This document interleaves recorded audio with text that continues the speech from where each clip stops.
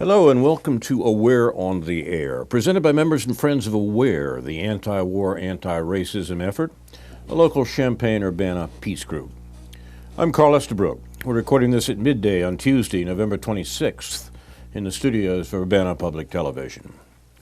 Recordings of this series of programs and links to the articles we refer to today can be found on the Facebook page for Aware of Champaign-Urbana, Illinois. Comments on this program are welcome. Email us at carl@newsfromneptune.com.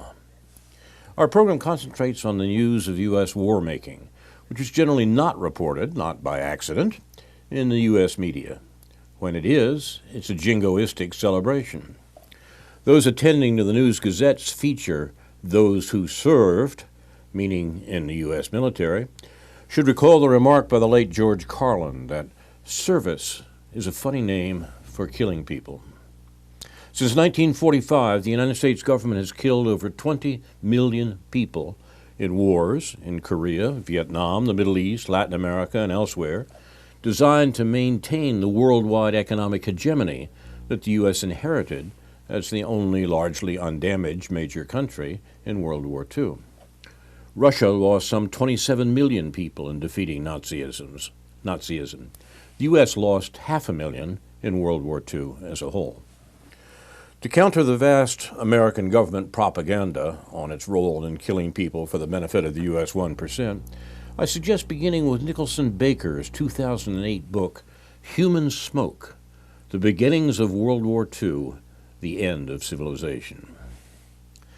In his play, Murder in the Cathedral, poet T.S. Eliot wrote words that seem to me to apply to the current impeachment imbroglio in the U.S.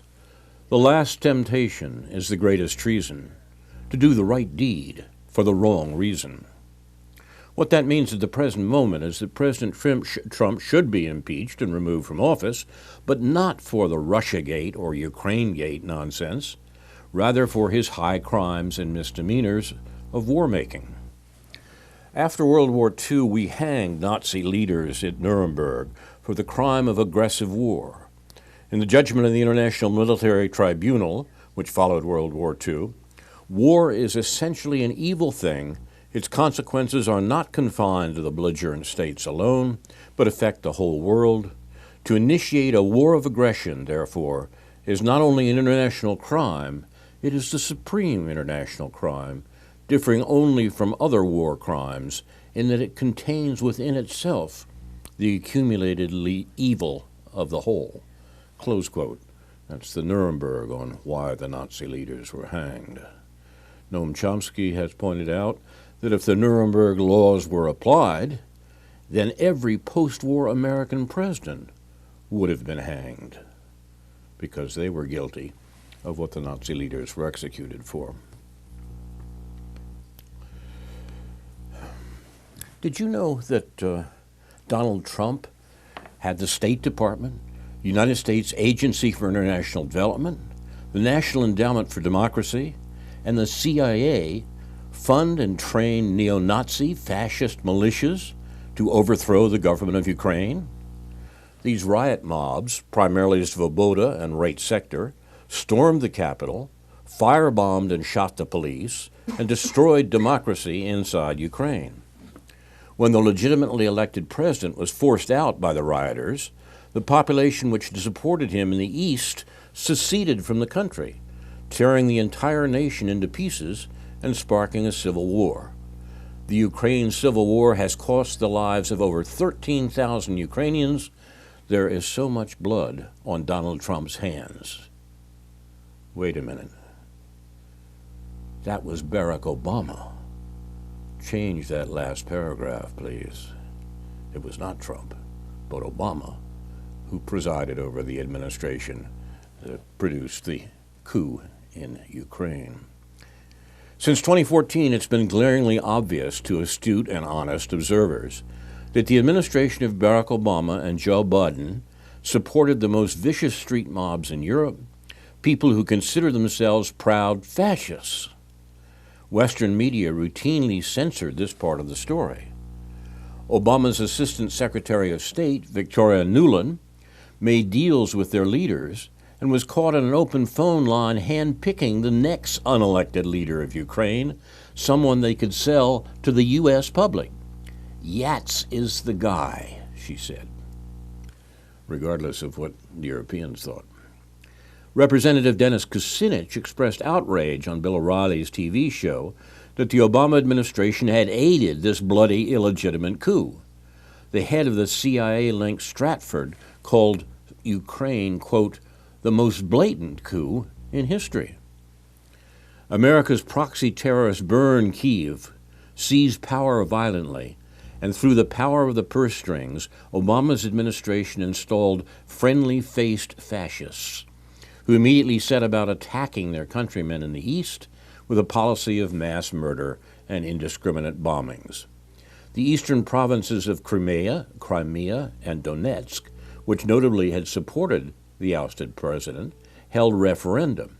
The people there voted overwhelmingly to secede from the illegitimate, unelected, foreign-sponsored coup regime in Kyiv. The above is most certainly not the reason cited this week for impeachment hearings. Aiding and abetting fascist militias to violently siege a foreign capital is not considered a crime in Washington, D.C. at all. Conversely, it's business as usual, as Bolivians and Venezuelans can attest.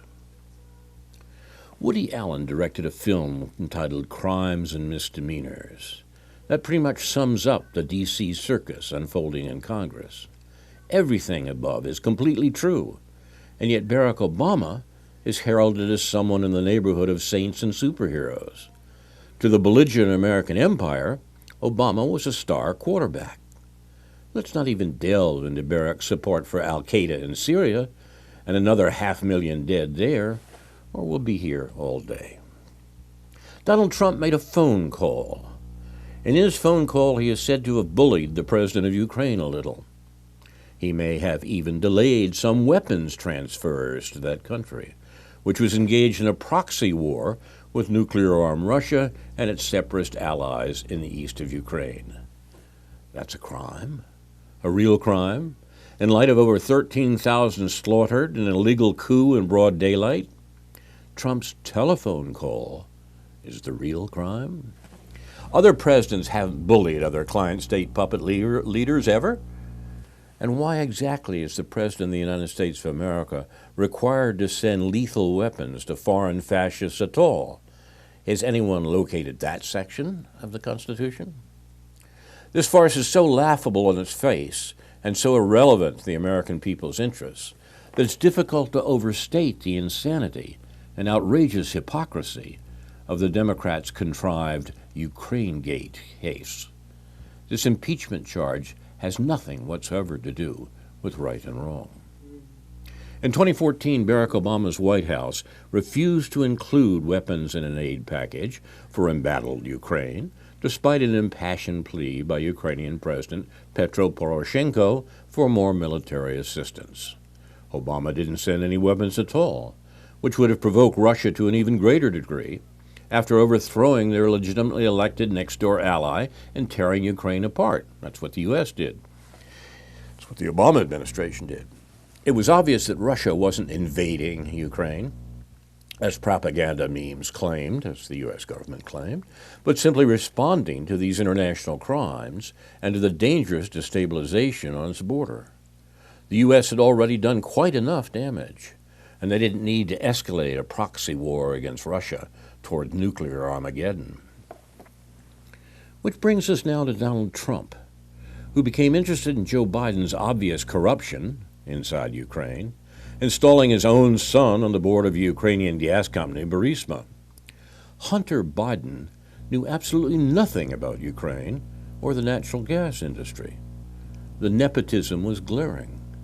This was clear graft, payback, kickback, corruption, parasites descending after the violent seizure of the state. Biden the elder was in charge of U.S.-Ukraine policy, and specifically the big money spigot after the illegal U.S.-supported coup there.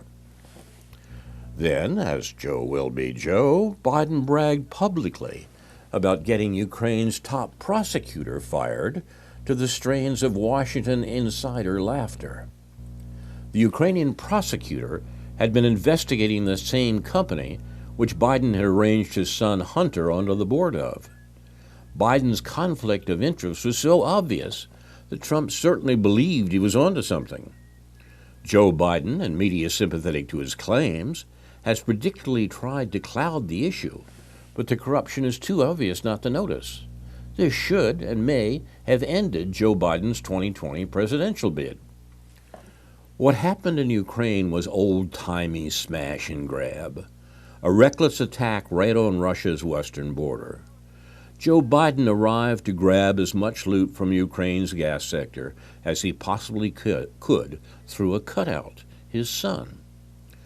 Biden used his leverage over Ukraine's international loan guarantees, which is money the coup leaders receive but don't have to pay back, to finance their new illegitimate junta. Biden's own quid pro quo, in his own words, quote, "I'm leaving in 6 hours. If the prosecutor is not fired, you're not getting the money." Well, son of a bitch, he got fired. Joe Biden describing the quid pro quo that he set up. This is exactly the type of crime they now accuse Trump of perpetrating with his telephone. The hypocrisy is comical. The Obama administration's corruption, along with a bloody war and 13,000 corpses, is what a real crime looks like. Hold on to that picture. Democrats were allegedly the good guys vis-a-vis Ukraine. Weren't these international war crimes breaching the UN Charter, which demands exclusively peaceful action between states in Article 2? Quote, "All members shall settle their international disputes by peaceful means in such a manner that international peace and security and justice are not endangered." Close quote. That's from the United Nations Charter, a ratified treaty and the supreme law of the land in the U.S. and elsewhere. Launching a proxy war on nuclear-armed Russia was a sane foreign policy. Sending even more arms to escalate that conflict was allegedly such a glorious idea that any delay in weapon shipments becomes an impeachable offense. This unserious charge leveled against Donald Trump distracts from all of his obvious corruption. Trump's emoluments violations have been impeachable for years, perhaps, but the Democrats weren't interested. Do Democrats long to cash in on the office of presidency next time? Multiple deaths of refugee children in U.S. federal custody at the southern border could be considered murders linked directly to official policies of harsh treatment and deliberate neglect. Are Democrats afraid of exposing Obama's own caging of immigrant children? This current Ukraine-gate impeachment charade appears to be motivated only by blind partisanship and the desire to insulate corrupt insiders like Joe Biden from any scrutiny of their actions.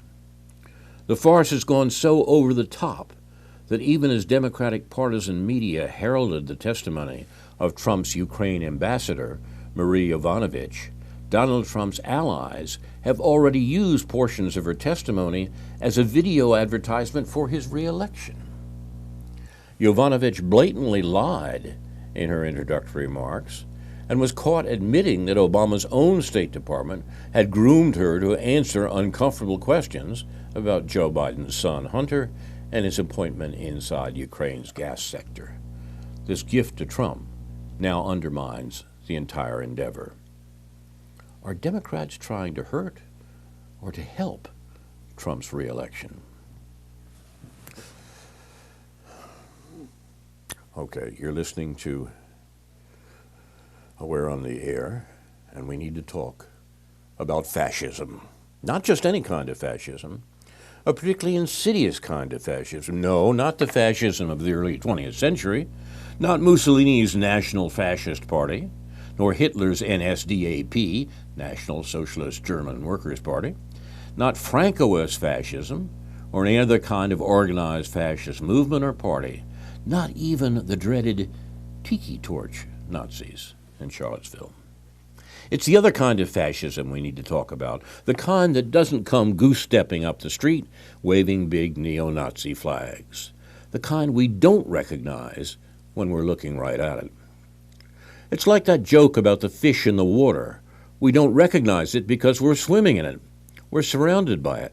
We're inseparable from it. From the moment we're born, we breathe it in.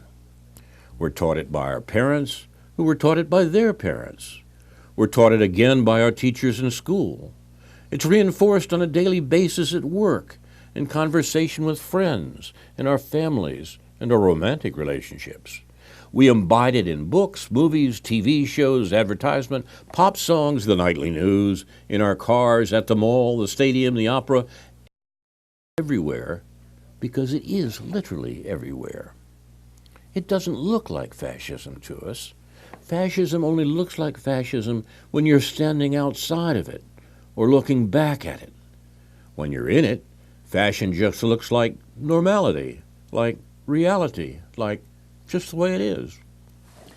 We, that is, Americans, Brits, Europeans, and other citizens of the global capitalist empire, get up in the morning, go to work, shop, pay the interest on our debts, and otherwise obey the laws and conform to the mores of a system of power that has murdered countless millions of people in pursuit of global hegemonic dominance. It has perpetrated numerous wars of aggression. Its military occupies most of the planet. Its intelligence agencies, i.e., that is the secret police, operate a worldwide surveillance apparatus that can identify, target, and eliminate anyone, anywhere, often by remote control. Its propaganda network never sleeps, nor is there any real way to escape its constant emotional and ideological conditioning. The fact that the global capitalist empire does not call itself an empire, and instead calls itself democracy, doesn't make it any less of an empire. The fact that it uses terms like regime change instead of invasion or annexation makes very little difference to its victims. Terms like security, stability, intervention, regime change, and so on are not meant for its victims. They're meant for us, to anesthetize us. The empire is regime-changing Bolivia currently. It has regime-changed most of Latin America at one time or another since the Second World War. It regime-changed Iraq, Libya, Yugoslavia, Indonesia, the list goes on. It very much wants to regime-change Iran, which it regime-changed back in the 1950s, before the Iranians regime-changed it back. It would love to regime-change Russia and China, but their ICBMs make that somewhat impractical. Basically, the empire has been regime-changing everyone it can since the end of the Cold War. It's run into a little bump in Syria and in Venezuela, but not to worry. It will get back there and finish up eventually. Now, let's be clear about this regime change business. We're talking about invading other people's countries and orchestrating and sponsoring coups or otherwise overthrowing their governments and murdering, torturing, and oppressing people, sending in terrorists, death squads, and such. We have organizations that train guys to do that. That is, to round people up, take them out to the jungle or the woods or wherever, rape the women, and then summarily shoot everyone in the head. We pay for this kind of thing with our taxes and our investments in the global corporations that our militaries and intelligence agencies serve. We know this is happening. We can Google this stuff. We know where the trains are going, as it were. And yet we do not see ourselves as monsters. The Nazis didn't see themselves as monsters. They saw themselves as heroes, as saviors, or just as regular Germans leading regular lives. When they looked at the propaganda posters which surrounded them, as the internet surrounds us today, they didn't see sadistic mass murderers and totalitarian psychopathic freaks. They saw normal people, admirable people, who are making the world a better place. They saw themselves. They saw the good guys. This is primarily how propaganda works. It isn't meant to fool anybody. It's there to represent normality, whatever normality happens to be, and whatever empire one happens to inhabit.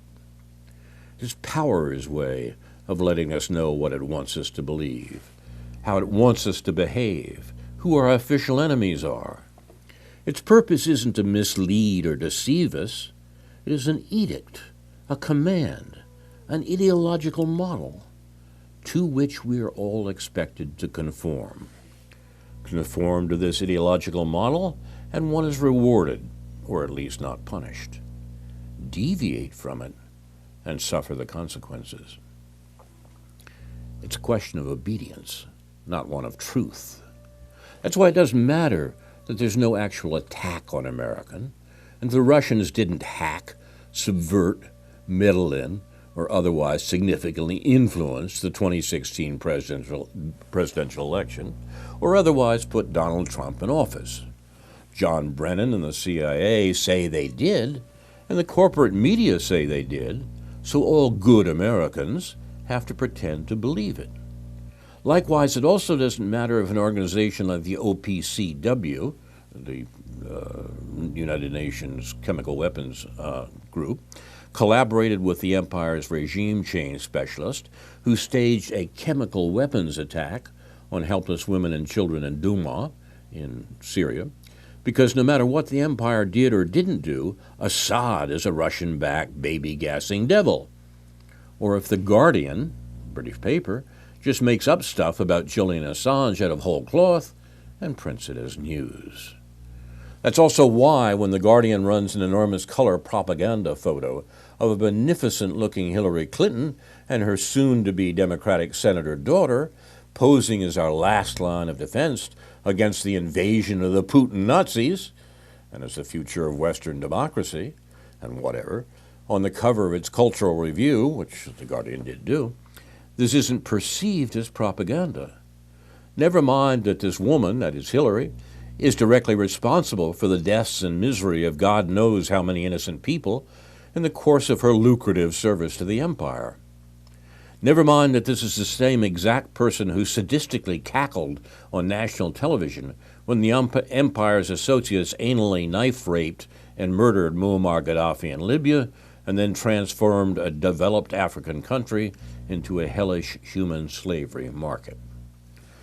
For fascists and authoritarian personalities in general, facts are completely beside the point.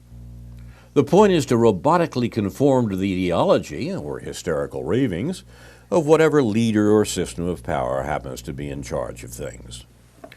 Authoritarian personality types are skilled at determining exactly who that is, i.e., who is really in charge of things, and obsequiously currying favor with them. For some, this is an innate talent.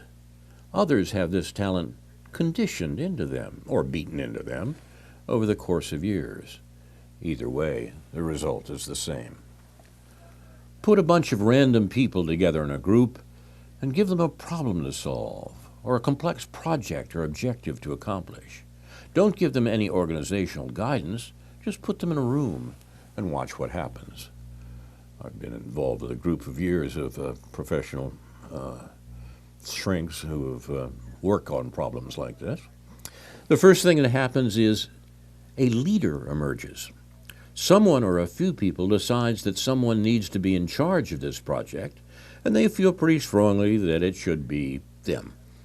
If more than one such leader emerges, or if the need for a leader itself is challenged, a struggle for power will immediately ensue. The aspiring leaders will compete for the support of the followers in the group. Sides will be taken. Eventually, a leader will be chosen. Occasionally, this will happen openly, but more often than not, it will happen unconsciously. Someone in the group will want to dominate, and the rest of the group will want them to dominate. They will experience discomfort until a leader is established, and they will feel an enormous sense of relief once one is, and they can surrender their autonomy. I assume you're familiar with the Milgram experiment, but if not, you should probably read up on that, and maybe read Adorno's The Authoritarian Personality. It's a bit outdated, and over-focused on the Nazis. It was originally published in 1950. But I think you'll get the general idea. Once you've done that, turn on your television or your radio, or scan the news on the internet, or walk down any big city street and compare the content on the digital billboards, movie posters, and advertisements to historical fascist propaganda. That is, if your boss will let you leave the workplace long enough to do that, which he probably will if you ask him in that special way you've learned over time that he likes and generally tends to respond to. Sorry, I didn't mean to get inside your mind. That's kind of a fascistic thing to do. Look, the point is, we all have an inner fascist with whom we're either acquainted or not. I'm a playwright and a novelist, which means I've got a big, fat, Sieg Heiling, inter-fascist goose-stepping around inside my head. I invent whole worlds, which I dictatorially control. I put people in them and make them say things. It doesn't get much more fascistic than that. The way I see it, my art is how I sublimate my inner fascist, so that he doesn't run around invading Poland, exterminating the Jews, or regime-changing Bolivia. I'm not a psychiatrist or a fascism expert, but I figure this is probably the most we can do. Recognize, acknowledge, and find some way to sublimate our inner fascists, because I guarantee you they're not going away. If you don't believe me, go watch that Planet Earth episode featuring the fascist chimpanzees. Seriously, I recommend you do this. Get acquainted with your inner fascist, in an appropriate set and setting, of course. Give him something safe to dominate, and then let him go totally totalitarian. You'll be doing yourself and the rest of us a favor. Ironically, it's those who are not acquainted with their inner fascists, or who deny that they have one, who are usually the first to make a big public show of loudly denouncing fascism, brandishing their anti-fascist bona fides, accusing other people of being fascists, and otherwise desperately projecting their inner fascists onto those they hate and want to silence, if not exterminate. This is one of the hallmarks of repressed inner fascism. This compulsion to control what other people think, this desire for complete ideological conformity, this tendency not to argue with, but rather to attempt to destroy anyone who disagrees with or questions one's beliefs. We all know people who behave this way. If you don't, odds are one of them is you. So please, if you haven't done so already, get acquainted with your inner fascist and find him something harmless to do before he, starts singing hymns to former FBI directors, or worshiping the CIA, or Obama, or Trump, or Hillary Clinton, or supports the empire's next invasion or coup, or just makes a desperate sanctimonious ass of you, both on the internet. I'm not kidding. Reclaim your inner fascist. It might sound crazy, but you'll thank me one day.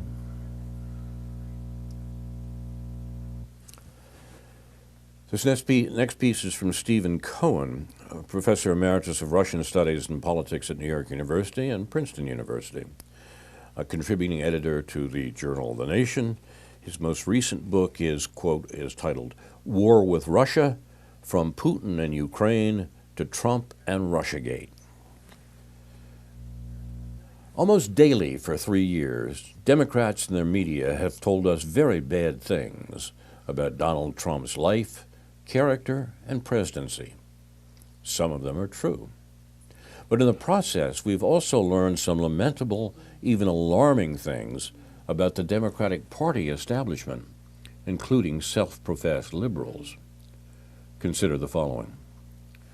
The Democratic establishment is deeply and widely imbued with rancid Russophobic attitudes.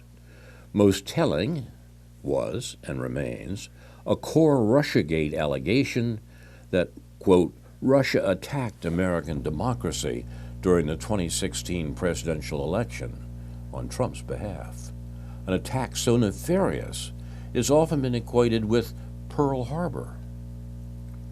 But there was no attack in 2016. Only, as has been previously explained, ritualistic meddling of the kind that both Russia and America have undertaken in the other's elections for decades. Little can be more phobic than the allegation or belief that one has been attacked by a hostile entity. And yet this myth and its false narrative persist in the Democratic Party's discourse, campaigning, and fundraising. We've also learned that the heads of America's intelligence agencies under President Obama, especially John Brennan of the CIA and James Clapper, Director of National Intelligence, felt themselves entitled to try to undermine an American presidential candidacy and subsequent presidency, that of Donald Trump. Earlier on, this operation was termed Intelgate, and has since been well documented by many writers, including Lee Smith, in a new book. Intel officials did so in tacit alliance with certain leading and equally Russophobic members of the Democratic Party, which had once opposed such transgressions. This may be the most alarming revelation of the Trump years. Trump will leave power, but the self-aggrandizing intelligence agencies will remain. We also learned that, contrary to Democratic dogma, the mainstream free press cannot be fully trusted to readily expose such abuses of power. Indeed, what the mainstream media, leading national newspapers and two cable news networks in particular, chose to cover and report, and chose not to cover and report, made the abuses and consequences of Russiagate allegations possible. Even now, exceedingly influential publications, such as the New York Times, seem eager to delegitimize the investigation by Attorney General William Barr and his appointed special investigator John Durham into the origins of Russiagate. Barr's critics accuse him of fabricating a conspiracy theory on behalf of Trump. But the real grandest conspiracy theory was the Russiagate allegation of collusion between Trump and the Kremlin, an accusation that was, or should have been, discredited by the Robert Mueller report. And we've learnt, or should have learnt, that for all the talk by Democrats about Trump as a danger to U.S. national security, it's their Russiagate allegations that truly endanger it. Consider two examples. Russia's new hypersonic missiles, which can elude U.S. missile defense systems, make new nuclear arms negotiations with Moscow imperative and urgent. If only for the sake of his legacy, Trump is likely to want to do so. But even if he's able to, will Trump be entrusted enough to conduct negotiations as successfully as did his predecessors in the White House, given the Putin puppet and Kremlin stooge accusations still being directed at him? Similarly, if confronted with a U.S.-Russian-Cuban missile-like crisis, anywhere Washington and Moscow are currently eyeball to eyeball militarily, from the Baltic region and Ukraine to Syria, will Trump be as free politically as was President John Kennedy to resolve it without war? Here, too, there's an inconvenient truth. To the extent the Democrats any longer seriously discuss national security in the context of U.S.-Russian relations, it mostly involves vilifying both Trump and Russian leader Vladimir Putin. Remember also that previous presidents were free to negotiate with Russia's Soviet communist leaders, even encouraged to do so, whereas the demonized Putin is an anti-communist, post-Soviet leader. The current state of U.S.-Russian relations is unprecedentedly dangerous, not only due to the reasons cited here, a new Cold War fraught with the possibility of hot war. Whether President Trump serves one or two terms, he must be fully empowered to cope with the multiple possibilities of a U.S.-Russian military confrontation. That requires ridding him and our nation of Russiagate allegations, and that in turn requires learning how such allegations originated. Opponents of Attorney General Barr's investigation into the origins of Russiagate say it is impermissible or unprecedented to, quote, investigate the investigators. But the bipartisan Church Committee based in the U.S. Senate, did so in the mid-1970s. It exposed many abuses by U.S. intelligence agencies, particularly by the CIA, and adopted remedies that it believed would be permanent. Clearly, they have not been. However well-intentioned Barr may be, he's Trump's Attorney General, and therefore not fully credible. As has been argued repeatedly, a new church committee is urgently needed. It's time for honorable members of the Senate of both parties to do their duty. You're listening to Aware on the Air. We're talking about American war making and the aspects of it that infect our current politics and are difficult to see. Over the past few months, President Trump has unilaterally, by tweet and telephone, begun to dismantle the U.S. military's involvement in the Middle East. The irony is amazing because in a general overarching narrative sense, this is what the marginalized anti-war movement has been trying to do for decades. Professor Harry Targ, in his important piece, United States Foreign Policy, Yesterday, Today, and Tomorrow, reminds us of the factional dispute among U.S. foreign policy elites over how to maintain the U.S. empire. On the one hand are the neoliberal global capitalists who favor military intervention, covert operations, regime change, strengthening NATO, thrusting China into the enemy vacuum, and reigniting the Cold War with Russia. All of this is concealed behind lofty rhetoric about humanitarianism, protecting human rights, promoting democracy, fighting terrorism, and American exceptionalism. Their mantra is Madeleine Albright's description of the United States as the world's, quote, one indispensable nation, close quote. On the other hand, as Targ explains, are the Trumpian American first nationalist capitalists. This faction of the ruling class, while also supporting global dominance and a permanent war economy, military-related spending will consume 48% of the 2020 federal budget, favors trade restrictions, economic nationalism, building walls, and anti-immigrant policies. Although Trump is inconsistent, bumbling, and sometimes contradictory, he's departed from the neocons' agenda by making overtures to North Korea and Russia, voicing doubts about NATO as an expensive relic from the past that is being dangerously misused outside of Europe, not being afraid to speak bluntly to EU allies, frequently mentioning ending our, quote, endless, ridiculous, and costly wars, close quote, asserting that the U.S. is badly overextended, and saying, quote, the job of our military is not to police the world, close quote.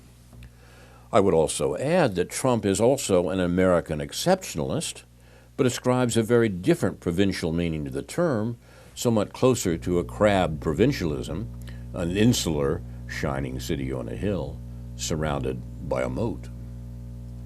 This is a high-stakes intra-ruling class struggle, and neither side cares a fig about what's best for the American people or those beyond its borders. At this point, it's impossible to know how it will play out, but grasping the underlying dynamics explains much about current U.S. domestic and foreign policy. This understanding may in turn point toward how opponents of Americans' oligarchic elites can most expeditiously use their time and energy. Foremost is the fact that Trump's intra-elite enemies despise him not for being a neo-fascistic demagogue, a despicable human being devoid of a conscience, or for the brouhaha over Ukraine. Their animus is rooted in the conviction that Trump has been a foot-dragging imperialist, an equivocal caretaker of empire, unreliable pull-the-trigger commander-in-chief, with regard, say, to Iran, and transparent truth-teller about the real motives behind U.S. foreign policy. These are his unforgivable sins, and if he's impeached or denied the Oval Office by some other means, they will be the real reasons. One of Trump's most notorious acts is that he's been consistent, at least rhetorically, in being opposed to U.S. troops being killed in endless wars.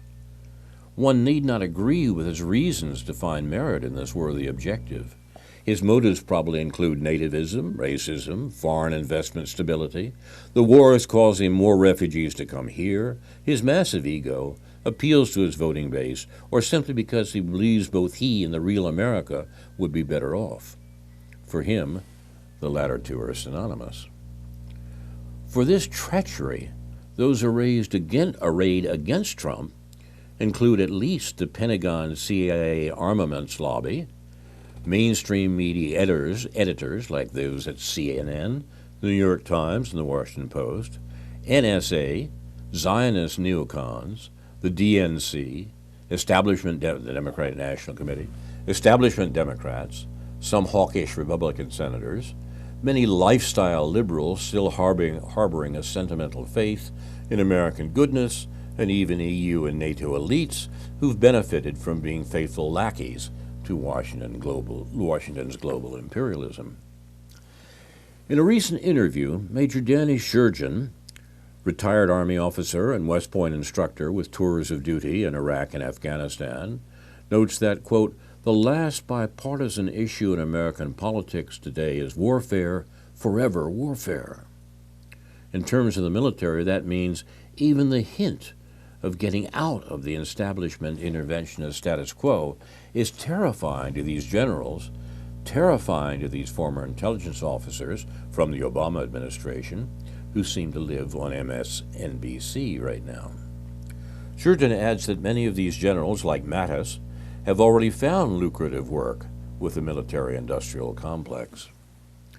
In response to Trump's announcement about removing some U.S. troops from the region, we find an op-ed in the New York Times by Admiral William McRaven, where he states that Trump, quote, "should be out of office sooner rather than later. It's time for a new person in the Oval Office, Republican, Democrat, or Independent. The fate of the nation depends upon it," close quote. The unmistakable whiff of support for a soft coup is chilling. If Trump can't be contained, he must be deposed one way or another. And this is all entirely consistent with the fact that the national security state was totally caught off guard by Trump's victory in 2016. For them, Trump was a loose cannon, erratic and ultra-confrontational, someone they couldn't control. Their favorite candidate was the ever-reliable, Wall Street-friendly, warmongering Hillary Clinton or even Jeb Bush.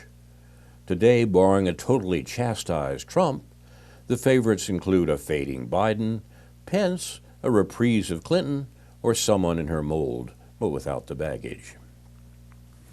For Trump's establishment enemies, another closely related failing is his habit of blurting out inconvenient truths.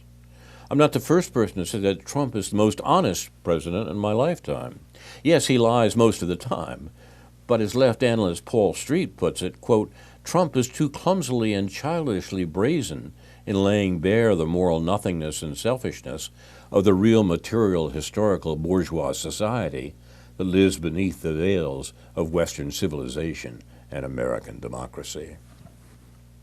All his predecessors took pains or were coached to conceal their imperialist actions behind declarations of humanitarian interventionism.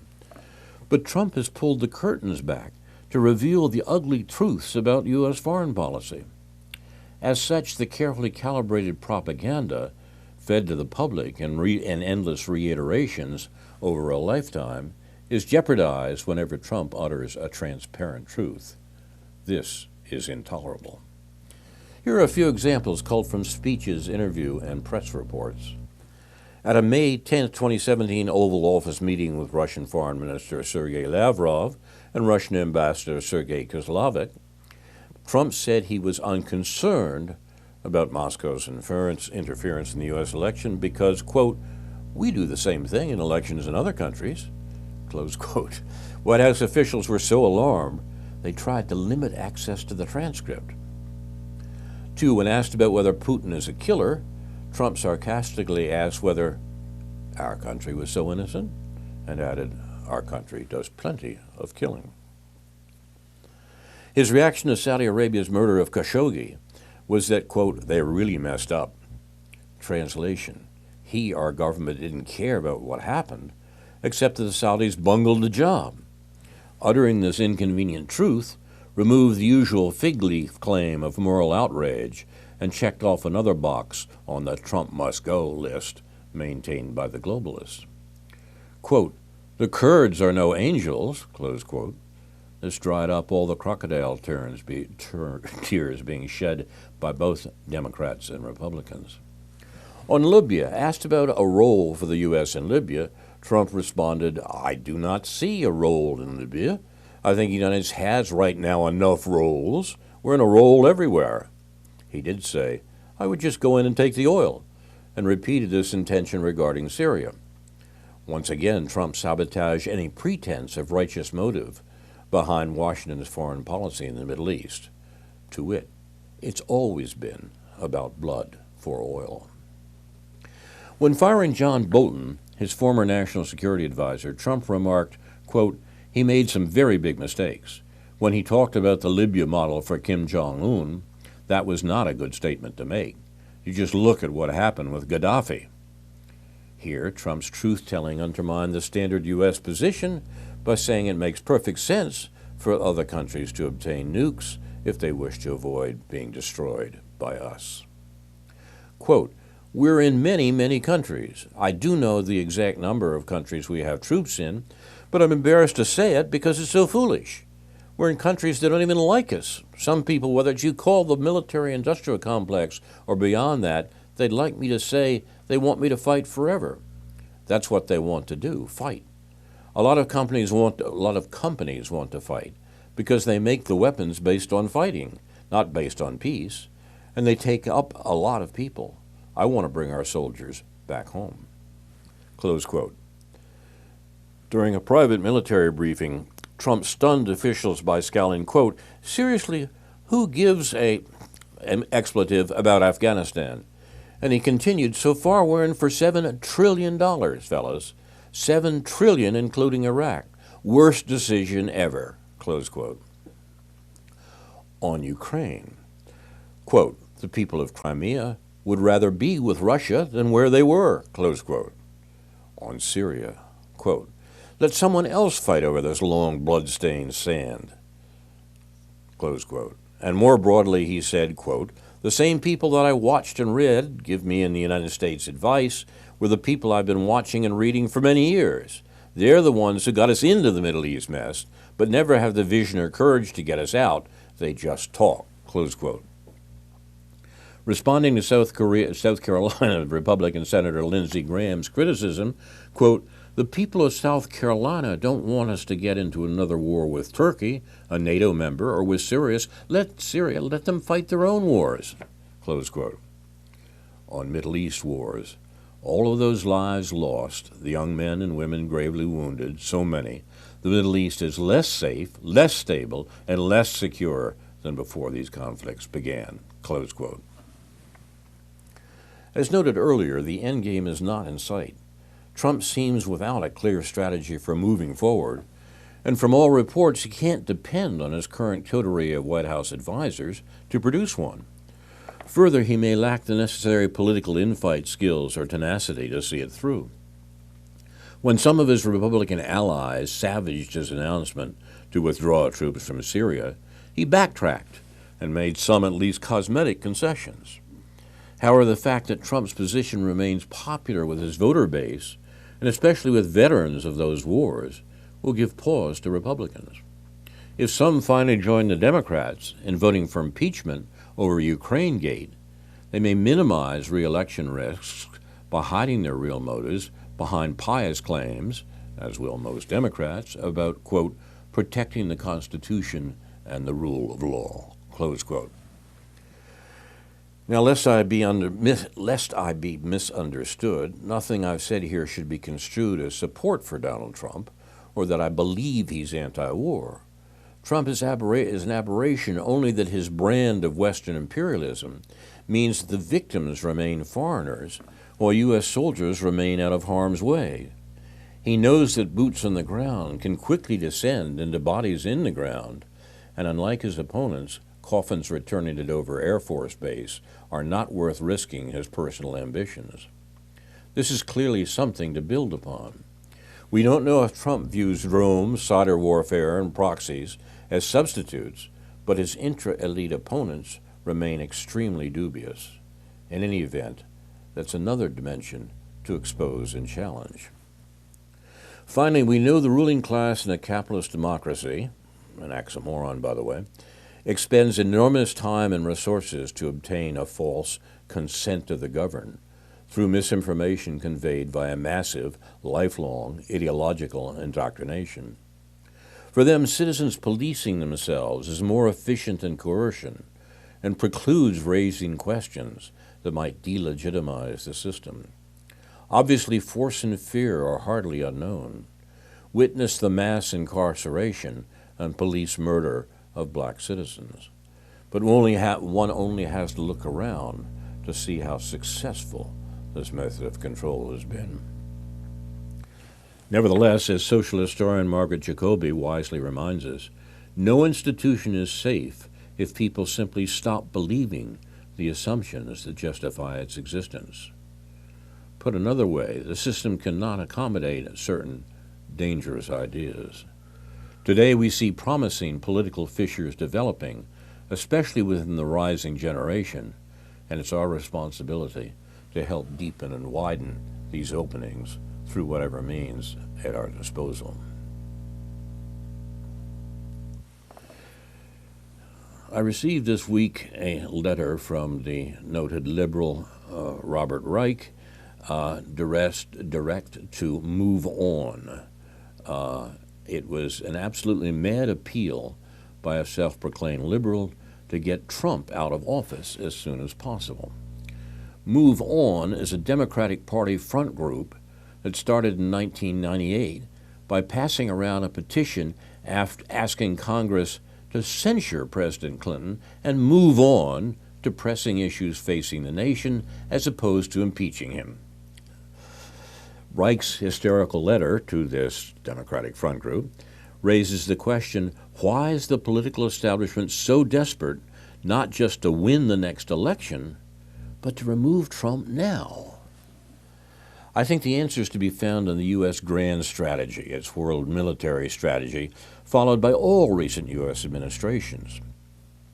That depends on maintaining the U.S. control of the world economy by retarding the economic development of Eurasia.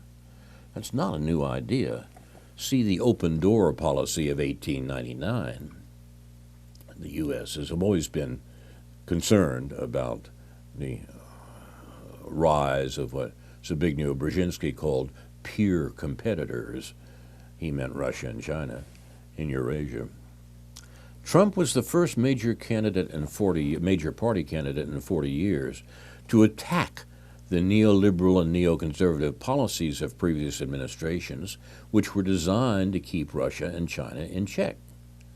In office, Trump has been compelled or cajoled to acquiesce in those policies, but the political establishment can't be assured that that will continue, given the rising populist wave that put Trump in office in the first place. The threat has to be suppressed as soon as possible, and a reliable neolib neocon executive put in place by a coup if necessary, as Admiral McRaven argued in the New York Times last month.